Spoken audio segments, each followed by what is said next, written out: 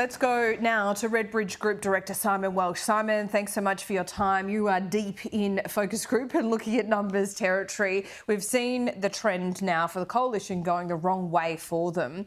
You've looked at two key, or been able to identify from the groups, two key problems. What are they?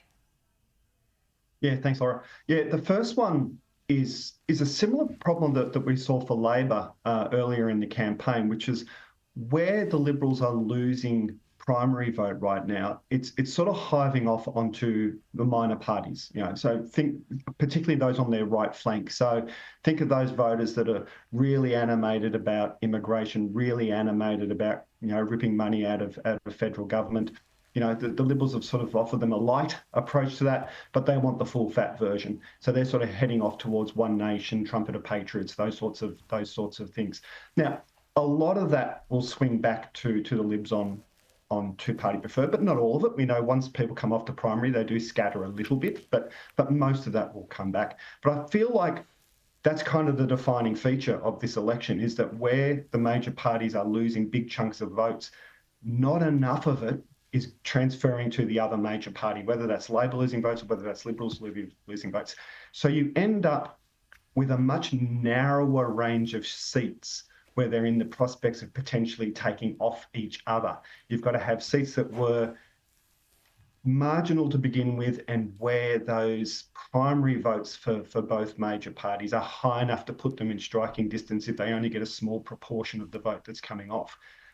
That's problem number one. Problem number two for the Liberals is that we just see there just isn't enough movement in the under 40-year-old vote.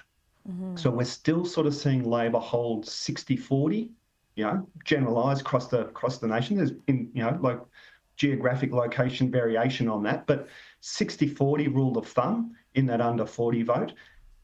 The problem is that under 40 vote is now so dominant in a lot of these outer suburban marginal electorates in Western Sydney, Western Melbourne, North Melbourne, that acts as it's a great head start for Labor, let's put it that way, to have 60% of what is in some places 40 to 50% of the electorate now. So some real sort of headwinds there that, as I say, sort of really start to narrow in the possible range of seats, to the point that I think we're probably looking right now, a couple of weeks ago, but right now we'd probably be looking at sort of the Libs maybe being able to get to the low 60s, Labor maybe being able to get to the low 70s, and a whole bunch of stuff in the middle sort of going off to independents, third parties, those sorts of things. But still time, but those sort of structural problems are pretty difficult to get around. Yeah, it's really interesting because it's big spending as well, and the Liberal Party, the Conservatives, haven't been tempted to go down the fiscal restraint path. We've seen that in an election campaign, that's really hard to do. But the comparison between the slide for the coalition and the slide for Labor when Bill Shorten was leader, I think is really interesting, because they're both trying to do two things. So Bill Shorten was really ambitious and had, probably too many things to campaign on. What is it this time around? And I know you've just explained the under 40s and the Conservatives say he's not conservative enough, and the culture war stuff. But is it just that the message isn't narrow enough? Is it not honed enough? I think it comes back to a core sort of policy problem. I think they weren't ambitious enough. Look, there's still time, but up to date, they're not being ambitious enough in that sort of economic reform space. So what happens is, we see those voters on the right flank that were on their pile sort of earlier in the campaign. So there's people that are coming off.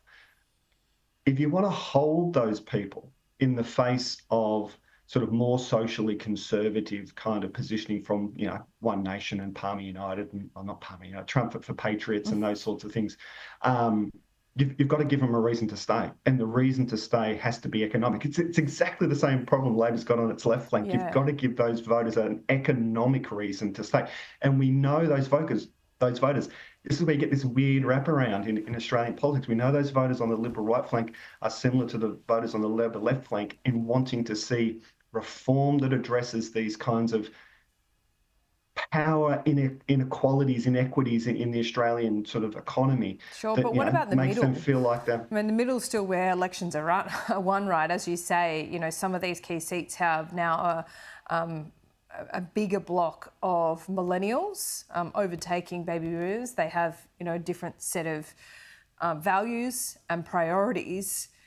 Can the coalition still win it from here, or at least get to minority to negotiate? Or do you think that ship is sailed or sailing? Look, I think everything would have to go perfectly, spectacularly right for them, and everything would have to go perfectly wrong for Labor. I think there's, they've run out of runway, basically, is sort of where I think we're at. I think the announcements on the weekend, particularly the housing one, was well tuned to those outer suburban electorates that they want to go after. That I think that would help arrest some of the decline that we're seeing there. But it's in a competitive space because Labor's got its own policy thing around housing that seems a little bit more tuned to sort of middle suburbs, more so than outer suburbs. That the emphasis, with the Liberals' emphasis being on that new home builds, I think sort of makes that a more natural home to the outer suburbs. But I think because housing is a contested space that they've walked into there, I think it might arrest the decline, but I don't think it provides a necessary sort of fillip to the vote because it's contested. I think they're running out of time, and I think the moment was probably about 4 weeks ago to really come out and start talking about sort of economic reform to address these underlying inequities, even for the middle sort of, I wouldn't say middle class, but sort of that middle, lower middle class, working class kind of voter in these outer suburban electorates wants to see that kind of thing as well.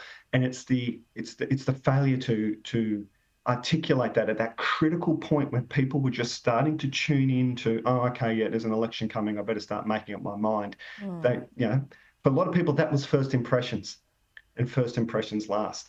And at that point, they were kind of absent. They were talking about cutting public servants and getting rid of work from home, and that was what people heard, and that's what's stuck in people's mind. Even to now, the working from home stuff still sticks in people's minds. Wow, so that's coming up in focus groups. Is Donald Trump as well?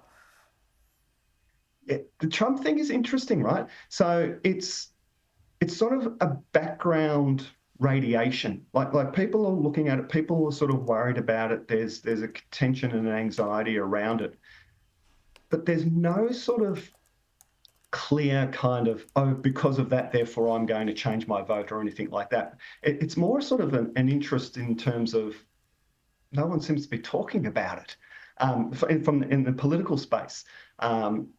But where it does potentially hurt is, and I think you and I have discussed this before, is that sort of where Dutton and his team sort of drift into that sort of slightly Trumpy language and sort of slightly Trumpy policy, that gets a rebuke. So people don't like that, and they're liking it even less as they come to like Donald Trump even less. And I think that's probably the big lesson for Dutton and his team here is you can't be a little bit Trumpy, because that middle group that we're talking about here doesn't like it, and that right flank, you're not Trumpy enough. So you sort of get stuck in this sort of lost no man's land in the middle.